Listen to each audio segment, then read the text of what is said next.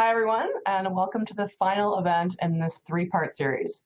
And we're going to be focusing today on working with the families of trans kids. And so I'm Sally Guy. I'm the Director of Policy here at the Canadian Association of Social Workers. And it's a bit bittersweet, I have to say, introducing this final webinar. I've so enjoyed learning from Annie, and I know from the feedback from the audience that a lot of you have really appreciated these sessions and having the opportunity to ask your questions. So with that, I'll say that I know that most of the people in the audience today have attended both of the prior sessions. And so with that, Annie needs no introduction. But for any new folks in the audience, you can read her full bio on the widget on the side of your screen. And quickly, Annie is a full professor at the University of Montreal. She has a PhD in social work and ethics, and she's also one of the founders of Gender Creative Kids Canada. So I won't take up any more time, and it's my pleasure for the final time to be passing it over to you, Annie. Thank you very much, Sally. So hello, everyone. So part 3 of this webinar series. Today we're going to focus on working with families. So today's webinar will focus on understanding the parent experience, parents and caregiver of trans youth. We're going to look at it from, again, from a literature perspective. And we're going to look at what's new in the same study that I discussed last week, that is the stories of gender affirming care, which is a study that we do in Canada in different clinics that work with trans children and their families. So I will tell you a little bit more about that later. And hopefully we are going to be able to see how we can better support parents of trans kids at the end of the session. So for those who joined, I just got like a couple of slides for the context because I think it's really important. We've seen so far that evidence for best practice points toward gender affirming approach to working with children.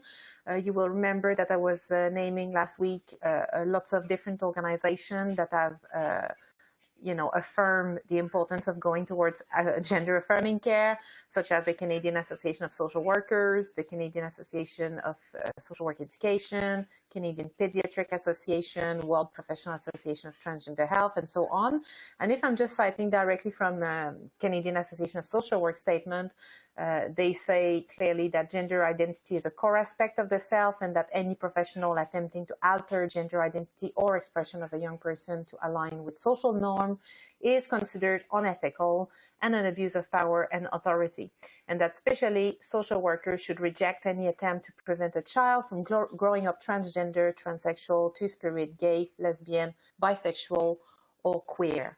So this is very clear, so far from the first 2 webinars that, the way forward is to support the children where they are at in their trajectories. And we've also seen that transphobia and unsupportive social contexts have an important negative impact on youth well-being.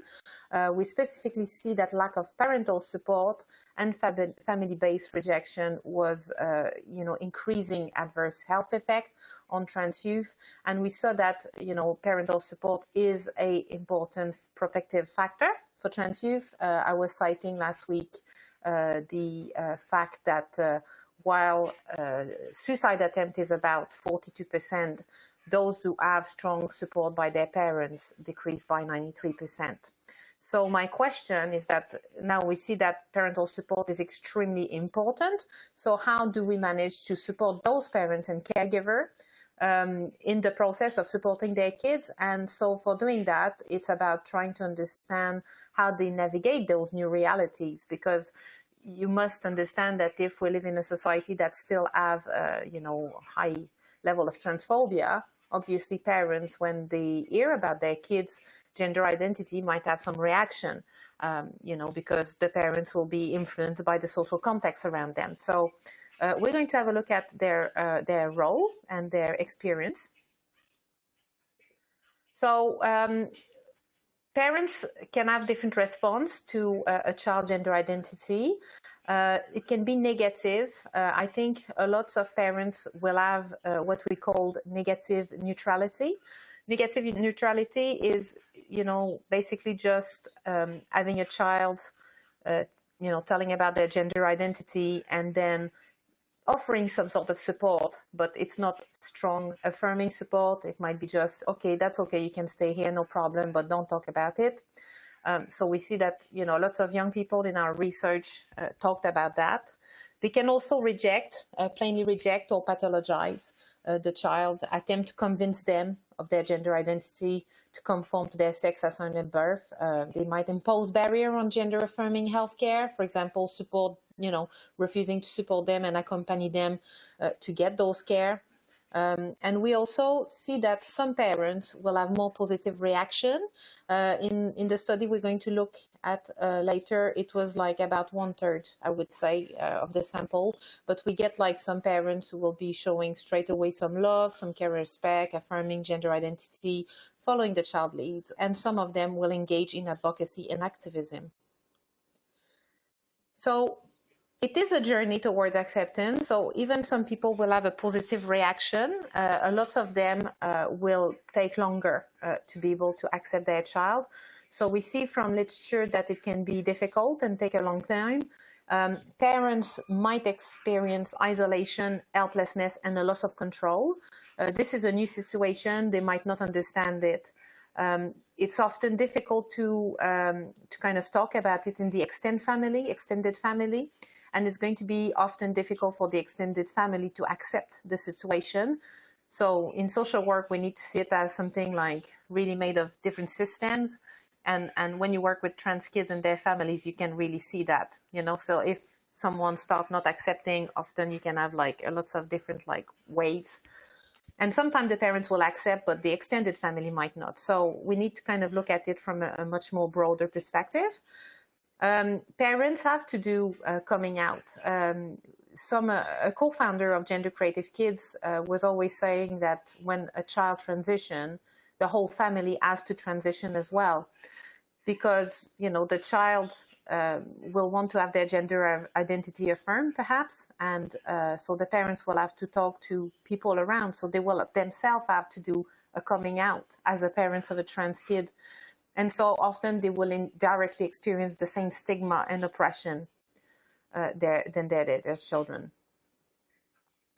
So what do we know about what sort of support is given? If we look at a study in Ontario, that was from the TransPol study, we see that strong parental support was only felt by about 1/3 of trans youth who had transitioned, with 67% of youth perceiving a lack of full support from their parents.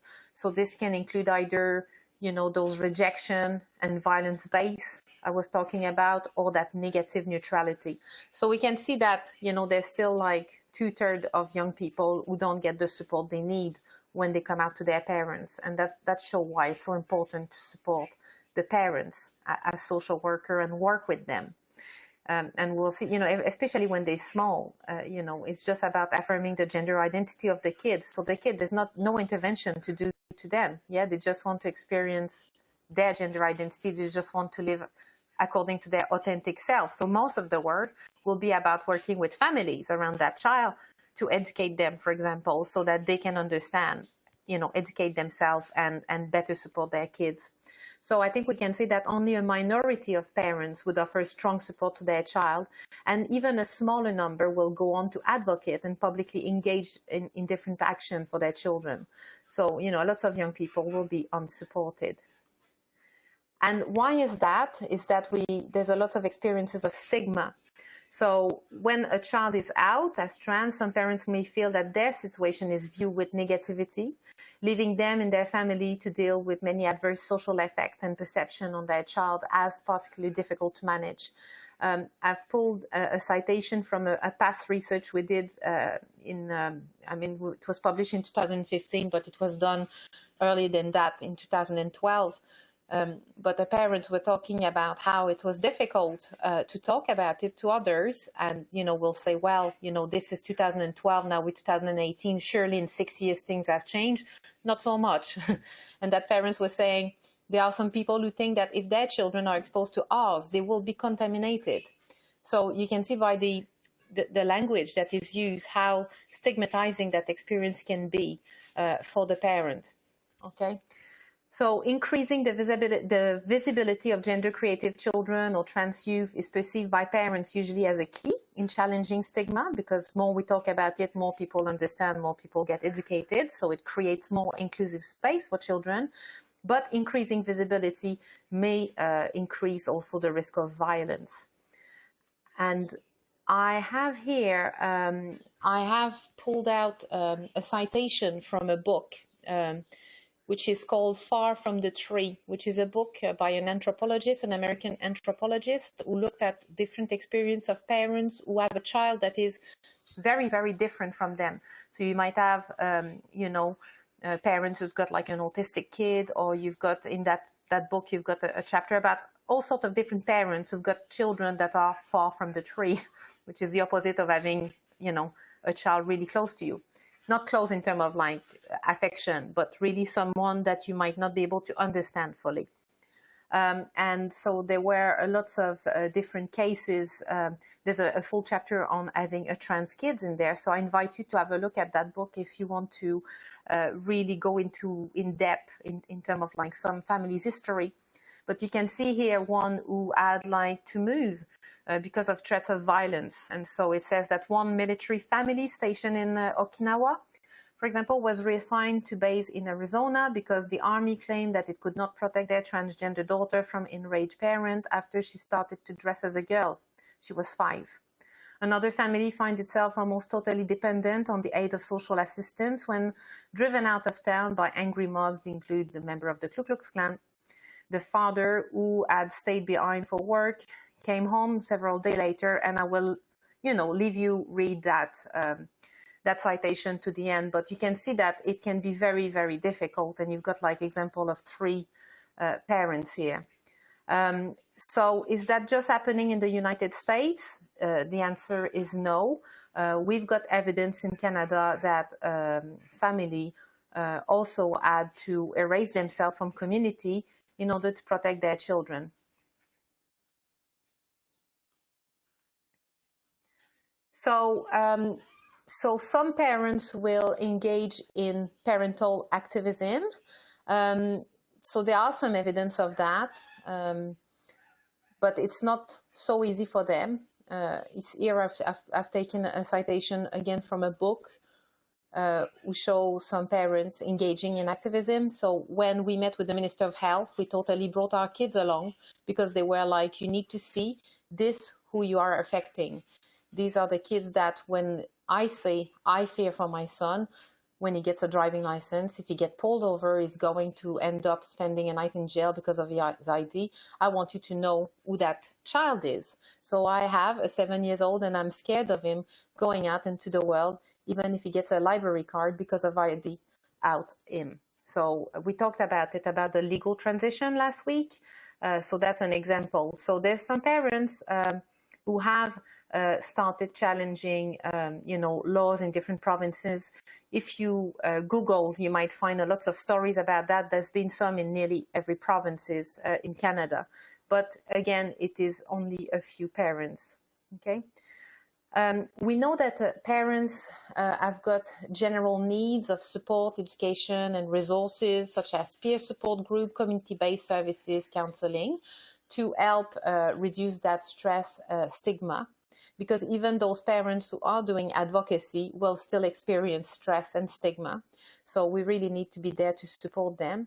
And we also know that parents who found, youth and their parents accessing care had overlapping concerns. So when we look at parents and youth, you know that there's like similarities in their needs, but for youth, it will be more focusing on transition issue, while parents prioritize safety and acceptance followed by transition.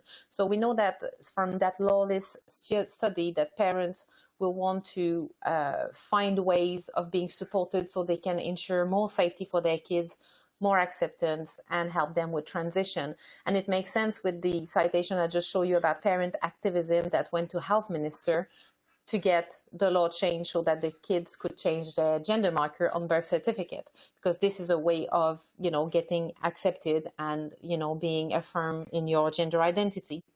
And parents and youth are often left to educate provider and figure out the process alone.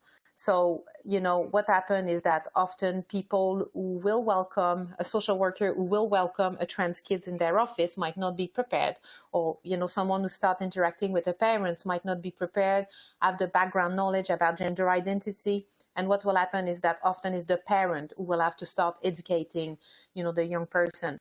For example, if you've got like a family going to a care provider, medical care provider, and the secretary, take the cards to register, you don't understand about transgender, experience or, trans existence, she might question why a gender marker is not coherent to the child's, gender expression.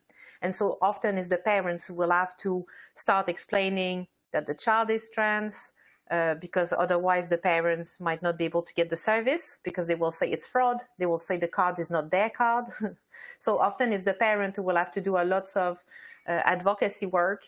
Obviously, the younger they are, the more the parents will have to do the advocacy.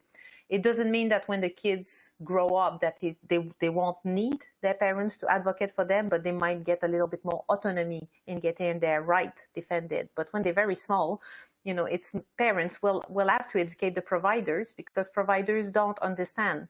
So this is like very heavy on the parents who is already themselves often struggling with acceptance. They are struggling with, getting the service they need. So it is a very difficult process for those parents.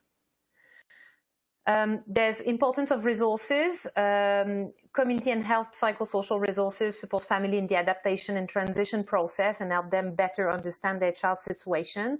We will see in a minute when I'm talking more specifically about the study that basically the parents often they will be accepting their children a little bit better when they get a professional, for example, to affirm that it's okay to be trans. Because the parents might not know that. So to have that support might help even the parents to understand and accept their child. However, there's a few spaces and resources for those families, and it's difficult for parents to find the support. And what we get is that there's generally two problems with accessing resources. You've got the access to specialty clinic. We're going to talk about it in a minute. Specialty clinic being clinics that will offer gender transition support. So, for example, the kid will be able to access blockers or they will be able to access hormones if they need to. So these are the specialty clinics. These are difficult to find because normally they are concentrated in cities. So in Canada, you might have about 10 specialty clinics that really focus on trans youth. And so accessing them is already a big challenge because of limited staff, because of limited resources.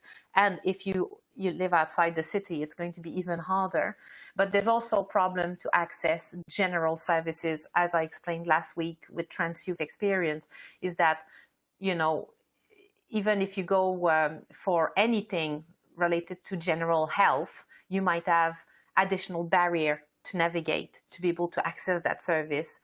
May that be just to be registered at the front desk or to have to explain to, for example, the doctor that your gender identity has got nothing to do with your broken leg. Because the doctor might start inquiring about gender identity when you're going there for something totally different. So there's really difficulty to access. And as I was saying last week about young people, you will remember, is that most of them don't access health and psychosocial kind of services because of that. So parents will have, in a way, similar difficulty with their kids and will experience stigma. Stigma that will be different from a trans person themselves experiencing stigma, but nevertheless, you will have family, parent. If you had imagine, I don't know, a 6 or 7 years old gender creative kid with you who's expressing their gender differently from what's on their ID card, the parents will still experience stigma, and the person in front of them might still think that, they have influenced their kid to be like that, and, they might not have the knowledge up to date. So I'm just going to talk now about data that we presented actually not even a month ago at the World Professional Association of Transgender Health in Buenos Aires. So this is the parents and caregivers experience who accompany their children in the specialty clinic. So this is a research about parents and young people, children, going to clinic to access hormone blockers, hormones, and eventually surgery. So I'm going to present you a little bit about what they experience, those parents, in terms of accessing clinic, but also in terms of accepting their children. So this is the participant sample, just for your information. So it's 35 parents. It's qualitative study, so 35 is a good number to be able to understand their experience. And it was a diversity sample, but not based on the parents, but more on the children, because to participate in the study, it was the children that we were looking at, having, children who were more trans-feminine, trans-masculine, non-binary, so and some of different ages. And so we've got mainly some mothers who participated in that study. We had 4 fathers.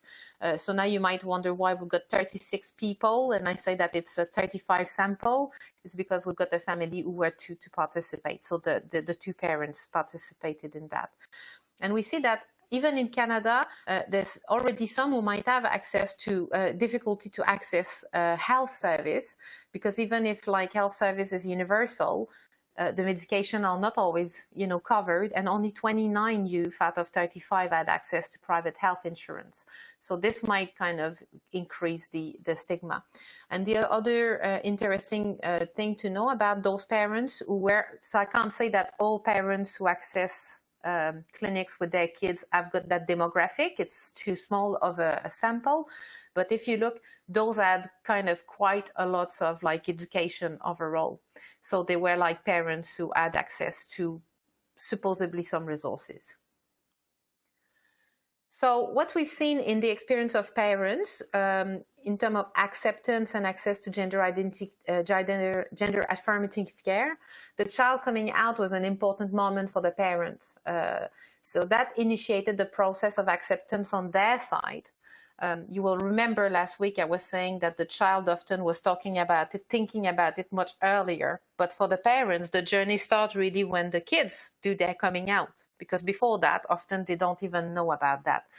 And initial parents' reaction often influence or carry through later stage of their child's transition, including access to care.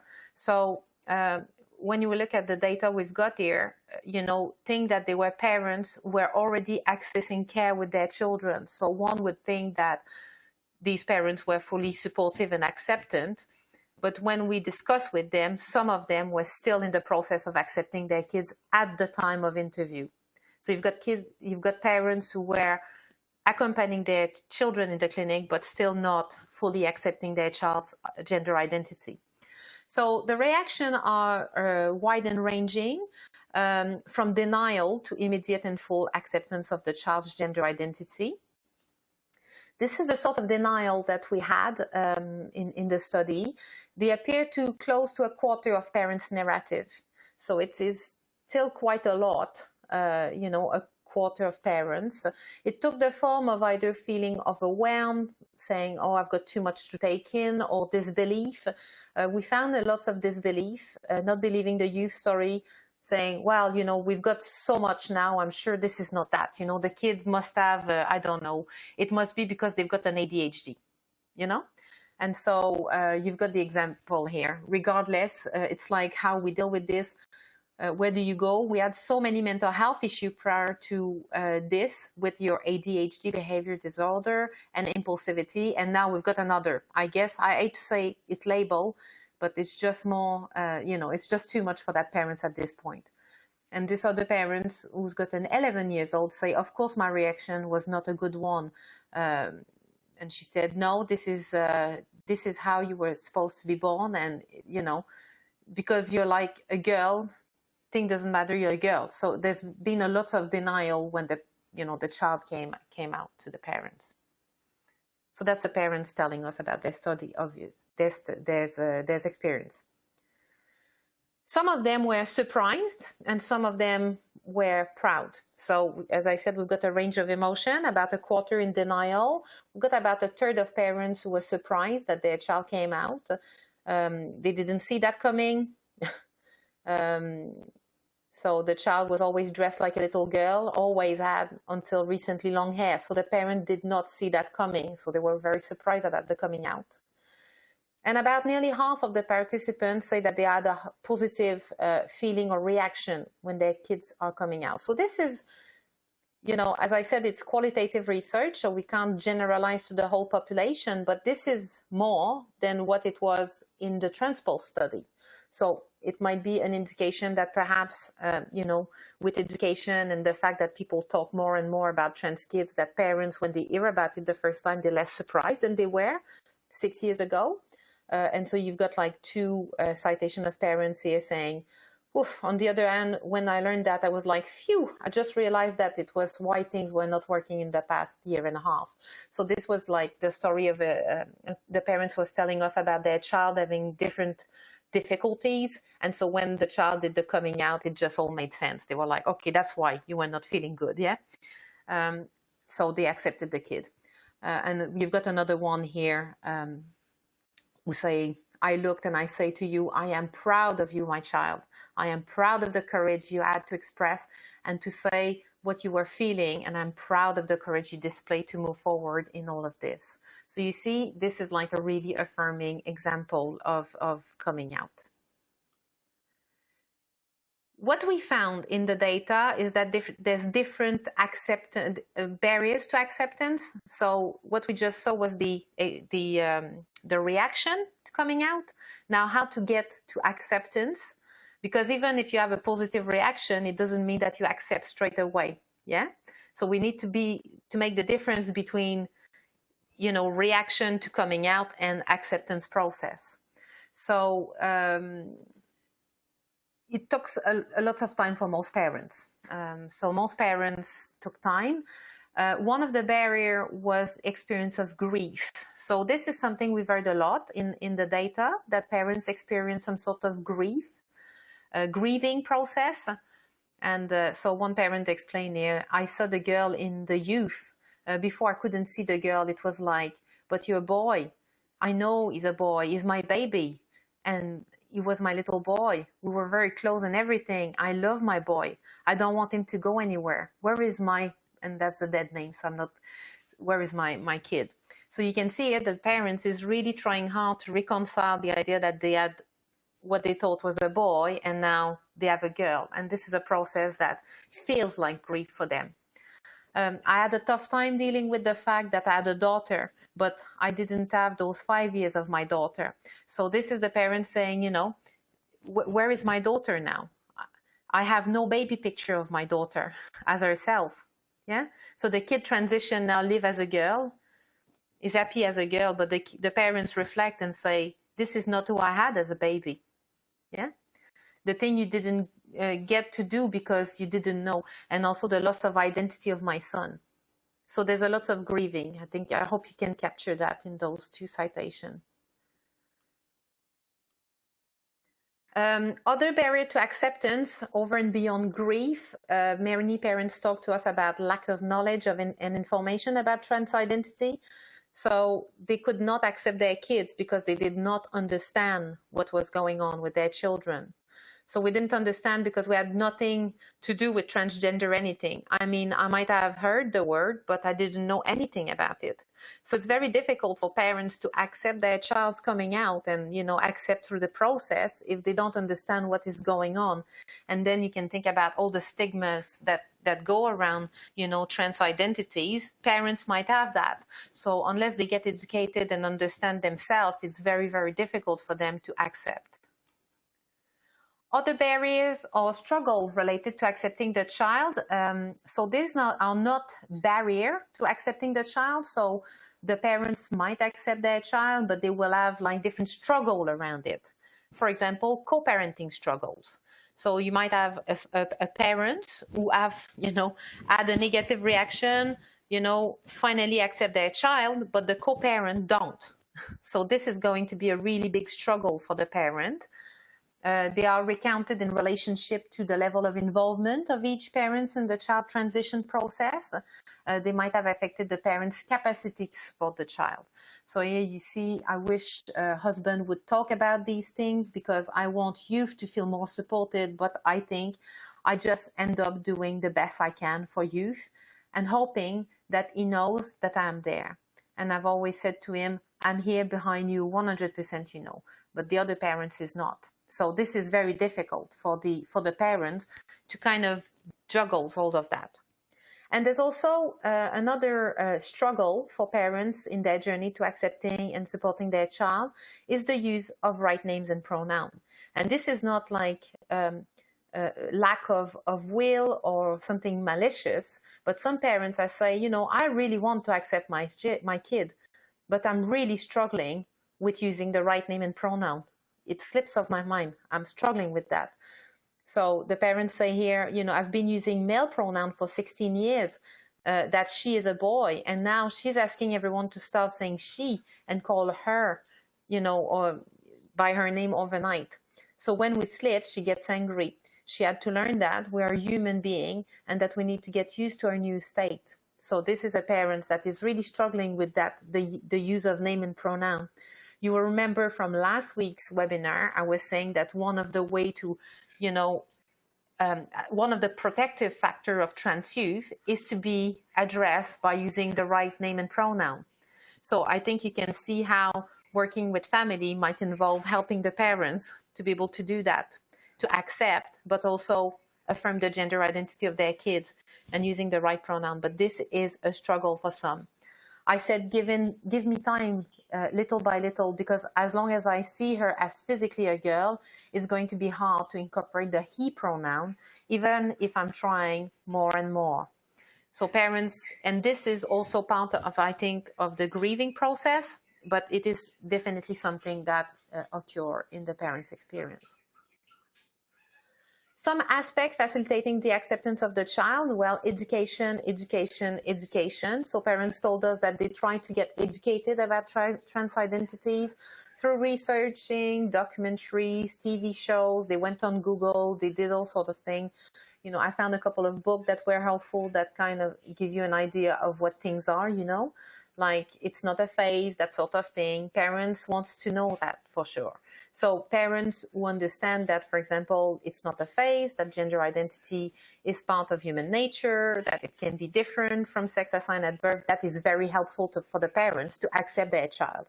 If they don't believe that this is something that exists, of course, the parents will be in denial for a long time. And you've got another parent here who explained that I explained to him that the suicide rate for trans kids is high, and that's not going to happen in our house. That is not an option, and that we need to support youth, and like no question about that. So that is, you know, the parents talking to their partner about it. So it's really, education is a theme that is very, very important. Another aspect that facilitates the acceptance of the child is to allow oneself to take time to integrate the new reality. So some parents felt guilty about it, and some parents need to have the time, take the time for themselves. So not to say that it's easy, because by no means there's a lot to take in, a long time to wrap your head around and change your perspective on things. Then it's about receiving support from other parents. That was mainly through the online and face-to-face support group. Parents needed help to navigate the transition and acceptance process. But what's interesting in the study is that only 7 out of 35 families attended those groups. So this is something that I must say we were a little bit surprised, because in all the literature, you know, it's written parent support group, peer support group. And so we were surprised to see only 7 parents attended those groups in the study. And as I said, this is in Montreal, Ottawa, and Winnipeg. So it's not because there's just one place where there's nothing. So that was interesting. And so you've got the parents who say here that it was really good for them to try to get support. And parents also told us that it's important to receive support from professionals, so they can get reassured by a professional that trans is okay and that it's not a phase, getting personal support by therapists, although not many were, you know, accessing it. Their experience with clinics and staff was overall positive. They found it through a referral, TV show, internet, other parents, community organization. They wanted to contact the clinic. You will remember that a lot of young people's came across clinic because they were referred to the clinic. I was talking about it last week. So now you see that parents had motivation to access that clinic, including wanting to understand what was happening and what they should do, wanting to improve their child's well-being, and their child wanted to access gender-affirming care. As I said, overall, they were very positive. They said that they found the staff very helpful, that the clinic was fairly rapid in many places, that the staff was knowledgeable, and that they didn't feel the pressure, but rather they felt guided towards informed decisions. So that is really important to know, because, you know, when we often hear about clinic and have prejudices that clinic are transitioning kids. Well, you can see that parents here, they feel that it was done in a timely manners, and that, you know, there were time to reflect on things, and they felt supported and at ease and not judged by staff. So this is very important. But there's also some negative experience in clinics. Some of them took too long. And this was really an issue for some parents.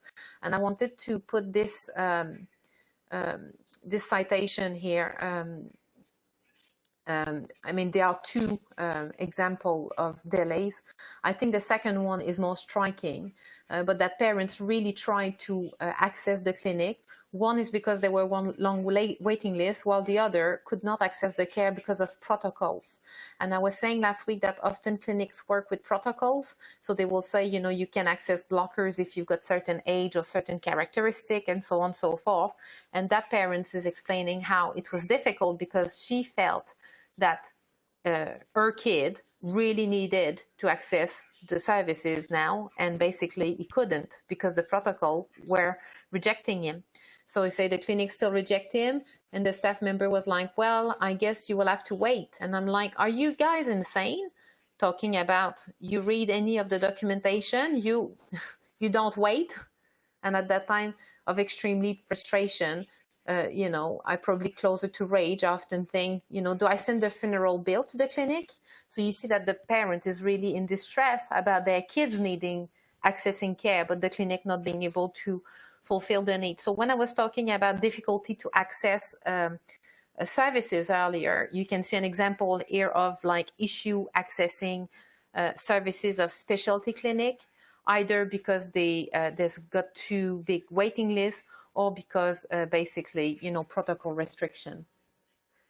Some parents also complain about lack of mental health service for their child, and others complain about language barrier, lack of resource to support parents, or feeling that some of their concern or need were belittled by staff. But overall, it was fairly positive. What's the parents' unmet need? Well, beyond the need to increase ease and speed of access to medical care and mental health for their child, parents said that they need care for parents' mental health, and this was fundamentally not being met in clinic. So they really had difficulty to find support for themselves. And I think this is like fundamental to understand. And, you know, I mean, and, you know, when I was saying it's interesting that we read in the literature that parents, you know, use support group. In our research, they don't use support group, yet they tell us they need that. And I think, you know, maybe parents use a lot of support group, yes, because it's good for some of them, but also because there's like, you know, there's a real big need for parents to access mental health, and it's not existing yet. There's no service like that. So the problem is that you might get, you know, private service. The private service costs money, so it's already a big barrier for lots of parents. And then it's to find professionals that are trained to be able to work with parents without having all the stigma and prejudices that they may experience. So you see, one say, I would like to see more therapeutic help for myself, one-to-one, not just in group. Group are fun, but for kids. We were in the circle where we had to say our name or whatever and who your child is. So they were just talking about the group here again. And I just remember when I got to me, and it was my first ever experience, and I just burst into tears. I couldn't get the words out. It was a hot mess. I was a hot mess. So I was just, I didn't get back after that. So the parents never went back to the group because this is not something that felt right for her. So we definitely need to increase mental health services for parents. So with all of you here today at the webinar, I hope we can start catering more for those parents who come to social services. So the result from the study revealed that many parents struggle for a long time with fully accepting their child's gender identity, including those who access gender-affirming care with their child. So I think that's important to remember. It's not because the parents is there that they are fully accepting their child, so there might be still work to do, knowing that we don't want to have parents who are just offering negative neutrality. You want to get parents to be fully supportive and really kind of have a positive impact on their kids' mental health. And so there's 4 main pillars of acceptance: education, allowing oneself time to integrate a new reality, support from other parents, but especially support from professionals if they need that. Though most parents in the sample said they felt supported in clinical setting, they also said their personal needs as parents were not met. And, this is reality, in gender affirming clinics, there's no service for parents. So maybe this is something that needs to be considered, knowing that parental support and acceptance are crucial to youth well-being. I think we can, do more systemic and family approach to care. It would be certainly more desirable. So intervention, support parents, there's no other thing to say about it. I think finding support and resources in order to better understand and support trans youth. So supporting parents, working with parents will have an impact on the youth as well, because we know that those two are so interlinked. Even if the acceptance process can sometimes be long and difficult for parents or the family, making sure that the young person is feeling supported and affirmed in their gender identity. Peer support, but also professional support is needed. And so this is the acknowledgement to the team of people who work, the research that I've just presented you with. And that is it. So we've got another nearly 20 minutes for question. Awesome. Thank you so much for the presentation, Annie. And so yeah, it's time for Q&A. Before I launch into the audience questions, I just wanted to note for the audience that as soon as the presentation concludes, a survey is going to pop up.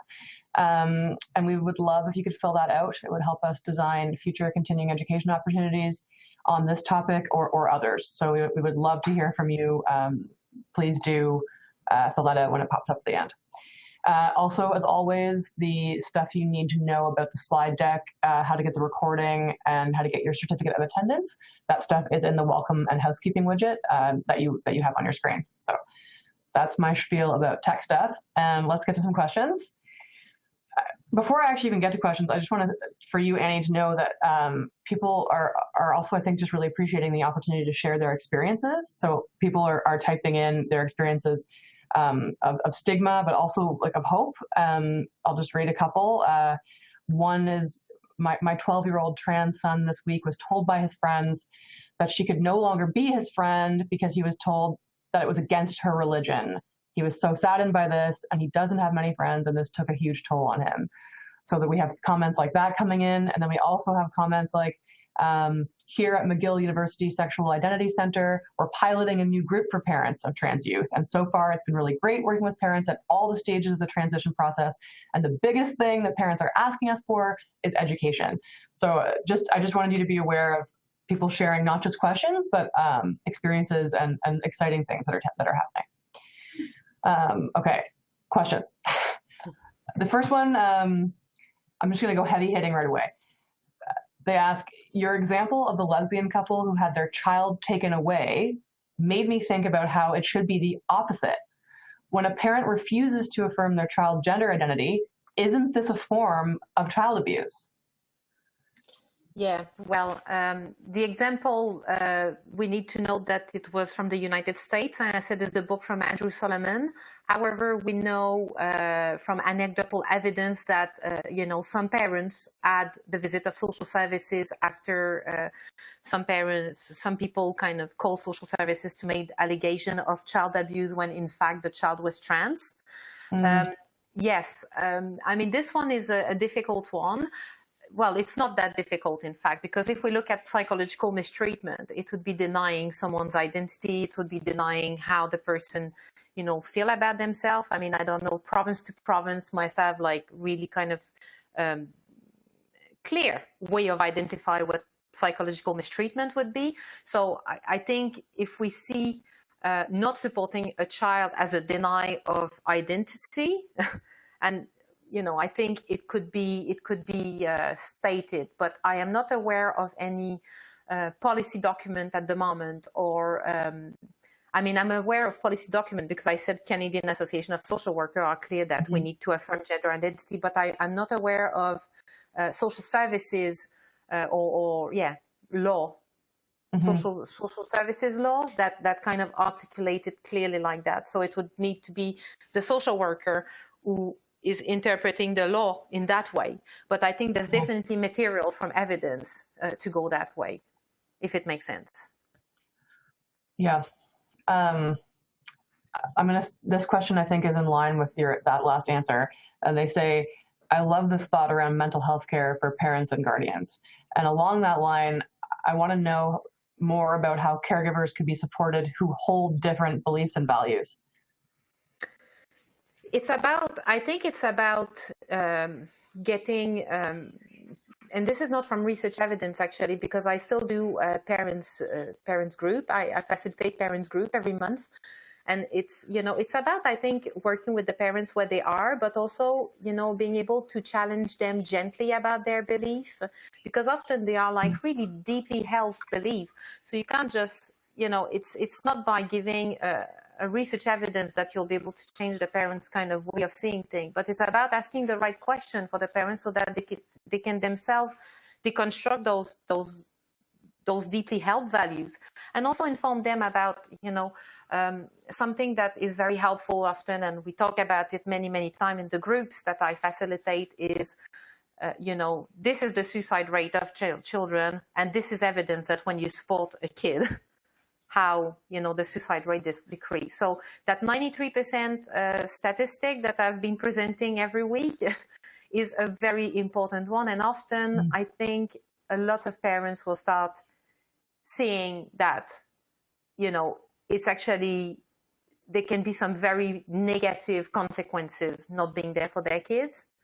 But, we need to see, as I've presented in the research, that sometimes this is a long process. So, we need to keep kind of working with the parents and supporting them in that journey.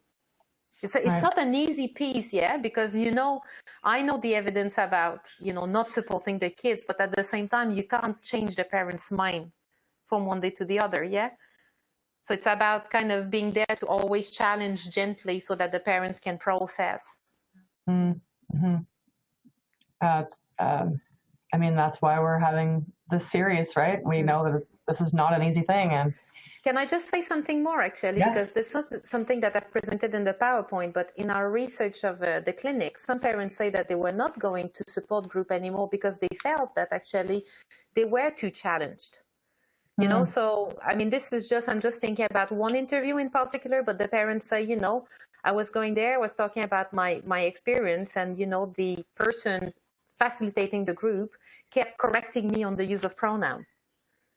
And so you can see, for me, it's like if you challenge too much, you might just kind of get the parents away from the service. So it's a kind of very difficult balance. Yeah.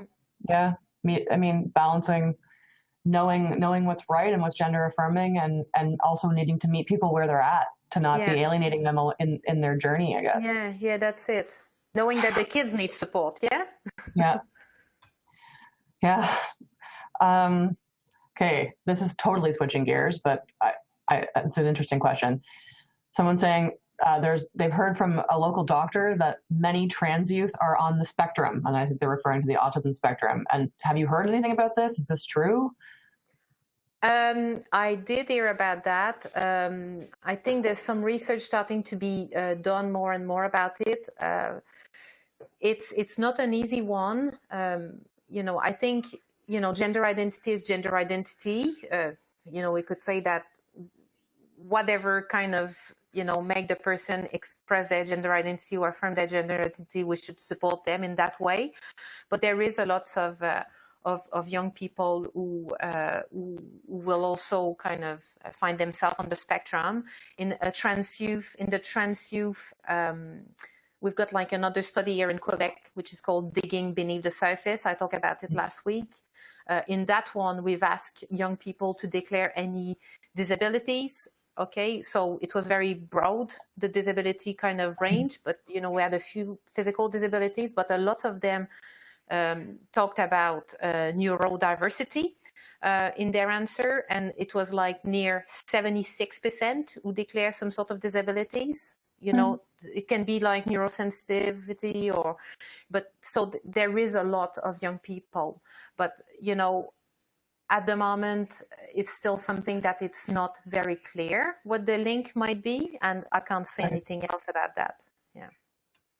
Oh, it's but it's a good observation because it happened. Yeah, it's something we note. Yeah. This one's more practice oriented. They say, I'm not an expert in this area at all, so I found this series really useful. I'm a private practitioner who does family and group therapy.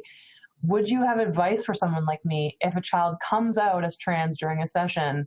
Maybe what you think is the most crucial thing to keep in mind? I would say just, affirm the identity, comment on, the courage probably it took to kind of do a coming out. Just create a space for the kid to realize it was the right thing to do and it's safe to do that here. I think this is probably one of the most important thing to do, because it might kind of just set the basis for further intervention later. And if the person is doing that in the group, that means that they probably really feel safe there. So it's a good indication of good climate in the group. But I would just really thank the person for doing that, and, ask the person what pronoun they want us to use, and just really go with what the person is saying, and trying to support them, affirming their gender. Mm-hmm. This one, I'm just very intrigued by. And so she comments, I guess I'll preface this, because last time we talked about how much we're all exposed through media and through society to notions of gender. And so she says, I am bamboozled by the prevalence of gender reveal parties following an ultrasound. I'm not sure if I'm just noticing it lately or if this was always a thing. There was even a gender reveal cake for a couple in a popular TV series. So we're seeing this in the media.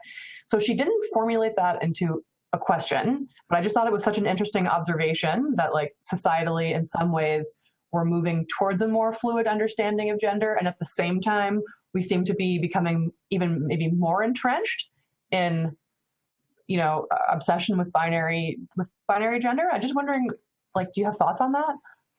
Well, I think it's a very kind of accurate observation. Yeah, you've got even if some people, and if more and more people affirm their gender outside the binary, you still got a really important part of the population resisting that. Yeah. Yeah. People are, not comfortable with, lots of people are not comfortable with gender outside the binary, and a lot of people are not comfortable with the idea that gender is different from sex. Yeah. So I'm not surprised by that. Plus, there must be something about all the marketing, the way that everything is marketed for the binary as well. Yeah. So, but I saw something as well this week. I read the piece on Facebook about the gender reveal party, and I'm like, you will see. There's no way to know, what the gender identity of the kid will be. And, to start really gendering a kid from before they are born, might make it more difficult for the kid. I'm not saying that we need to be all gender neutral, but it's just a thought. Right. Yeah. No, it came up, and I just thought, it's true. I've noticed it too. It does feel recent with this thing about gender reveal parties. So I just thought I would float the question to you.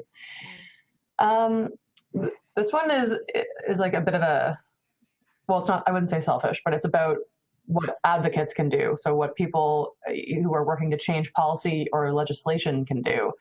So if there was something that you would like to see changed on the policy level, something that would really help trans kids and their families at the provincial or the federal level, what would you want to see change? Well, I think it's about, there's so many things. Very quickly, I would say it's important that every single kid should be able to choose their own gender on birth certificate and make it as accessible as possible, because this is a big barrier. And also, why put a gender marker that is compulsory? Because we are forgetting a lot of non-binary folks in there. So I think, if it was a policy wish, can we just choose to have or not have a gender marker on those, formal documents. Another policy that would be important is that, people get trained, so that there's kind of compulsory training about gender identity in every health and social care profession, so that would help with access services. Those general and those specific service I was talking about earlier, because at the moment, this is not covered in many disciplines, yeah? So if you go it's not something that is core curriculum to talk about trans and trans children and youth and adults even. So I think, in terms of policy, it would be good to have a think about that. And maybe my other wish list would be to make illegal conversion therapy, like they did in Ontario, because we see that there's still people doing that. And we hear that from parents who had bad experience with therapists. And so it would be important, I think, that, government, assert that this is not only illegal, but also unethical to do. So this would be my bucket list of 3 things, but I might forget stuff. But, the most important thing, if there's any policymakers there, is not to do that on your own, consult with the trans population, the trans people, the activists. Everyone wants to kind of participate in those policy change, and we should never kind of do those sort of change without involving people that are concerned in these processes. I don't know if there's probably a French translation of this, but in English, it's nothing about us without us. Exactly. That's a really movement. Yeah. It's a powerful message, no matter what the topic. I think so. I'm looking at the time. It's 58 minutes. So knowing that this is the last one in the series, I want to ask you before we take off. Is there something that you want to stress? Is there something that is burning within you that you didn't get to talk about enough? Is there a way you'd like to sum up? Well, I mean, I would just sum it like this. Every children deserve to be loved for who they are, whatever that is. And I think if we just, build our intervention based on that idea, that's going to lead you to trans-affirming practice for children and their families, yeah? So just, remember that. I mean, there's psychologists who've said that for a long, long time. Carl Rogers was saying that, I mean, we're just going back to basic, kids need to be loved for who they are. And if that gender, if their gender identity is different than what we expected, then, it's not us to decide for them, it's them to decide. And us parents and caregivers and professional and, educators to just embrace those so important part of self. I mean, I think that's probably the perfect thing to end on. On behalf of the whole Federation, the Canadian Association of Social Workers, our national office, we've really, really appreciated you doing this for us, Annie. The people are typing in their thanks right now, they're pouring in. I will share them with you later, and audience members, I will make sure all your comments get to Annie. So this is just a huge thank you for doing this for us. We've really, really appreciated it. And maybe we'll get to do another one with you in the future. Thank you very much. Thank you for everyone participating. Thank you. Bye. Bye.